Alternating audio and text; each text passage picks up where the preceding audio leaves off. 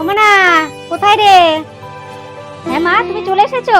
এসো এসো, ভালো করেছো মা, তুমি চলে এসেছো। আর মা, তুমি অনেকদিন পরে এসেছো, তাই জন্য এবার কিন্তু অনেকদিন থাকতে হবে তোমাকে, ঠিক আছে? শাশুড়ি তো বাড়িতে নেই, তাই ভাবছি তুই একা একা থাকবি, তোর কাছে কদিন একটু থেকে যাই।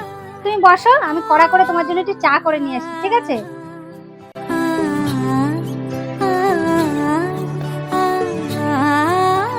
এটা কোনো কিছু মনে হয় পরিষ্কার করে না বাড়ি, কি যে করে সারাদিন বাড়ি বসে। মা, চার সঙ্গে তোমাকে কি দেবো? বিস্কুট দেবো না মুড়ি দেবো? মনা, তুই বাড়ি ঘর পরিষ্কার করিস না? দেখ তো কি ধুলো পড়ে গেছে, একটু পরিষ্কার করে রাখতে পারিস না তুই নাকি? মা, আজকেই তো শাশুড়ি বাড়ি থেকে গেল, আর তুমি এসেই শুরু করে দিয়েছো। একটু শান্তিতে থাকতে দাও না মা, তুমি এসে আমাকে জ্বালাচ্ছ। দূর, আর ভাল লাগে না।